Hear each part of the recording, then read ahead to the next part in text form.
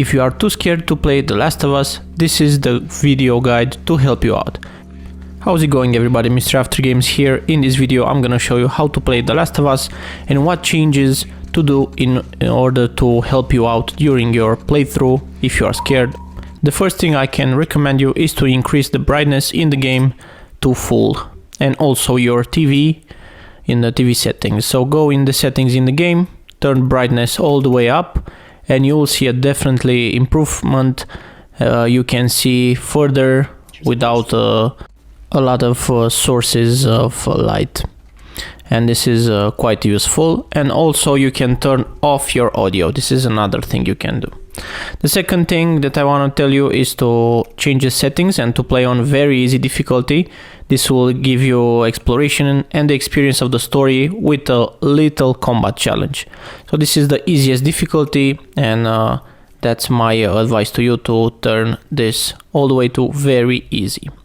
Next thing is to turn on all cheats. In order to have the cheats enabled, you need to get points in the game, and you can do that by finding collectibles, earning trophies, and completing the game on higher difficulties. And the cheats that you're gonna have is slow motion, bullet speed mode. This one I advise you to turn on. Infinite ammo, infinite crafting, infinite melee durability, infinite listen mode range, one shot kill. All of these will definitely help you, and it's gonna be an easy fight. And a touch of death, of course. These are all the cheats you can turn on.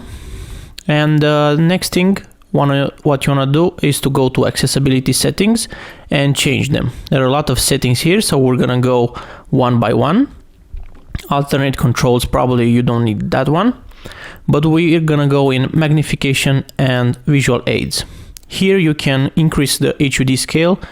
This one, it will be useful but not very important if you want to change it to large. What's very important is the high contrast display. If you turn that on, the enemies, you will be seeing them in red. You will see anything that you can get for crafting or collectibles in yellow, and you can see yourself in blue or green. This will help you define the environment for the enemies, and you can find them and see them quite easily and shoot them down. If you think this video was helpful so far, don't forget to leave a like and also subscribe to the channel for more awesome videos. So let's continue. Other settings you can change in the motion sickness. You can turn on off camera shake, motion blur, camera's distance. This one will adjust the distance of view of the third person camera. This will help you and field of view. These will help you change the camera angle, and that will help you during the playthrough.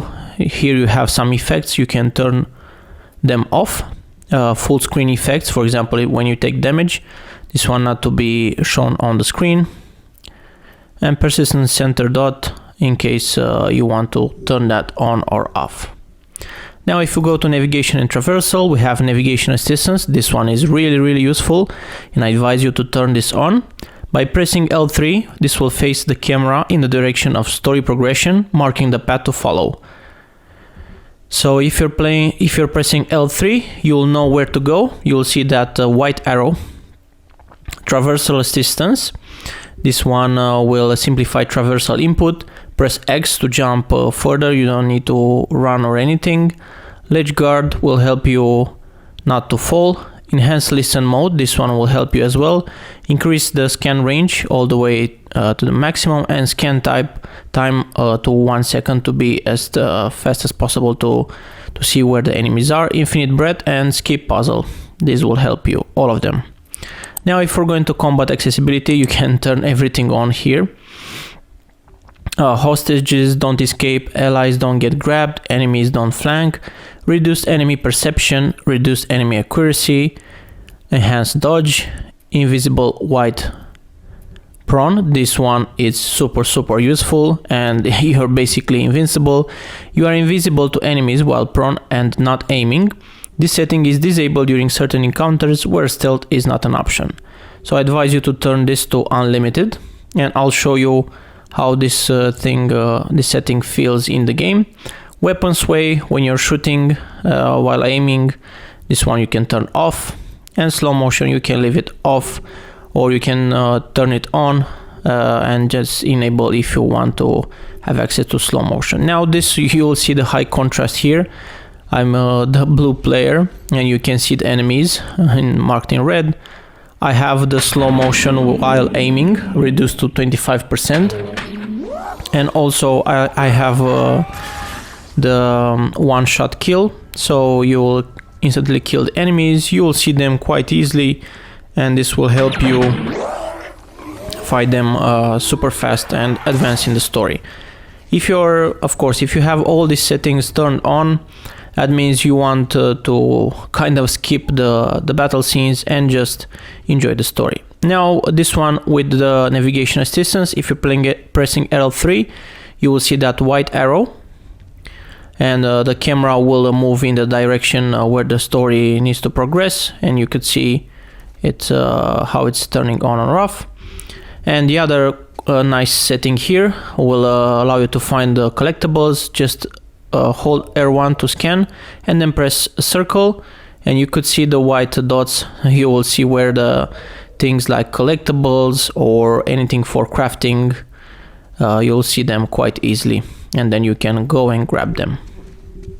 Now I'll show you how to see this invisibility, how it's gonna be facing when you're having enemies. So stay on the ground, proning, and if you move, no enemies will see you.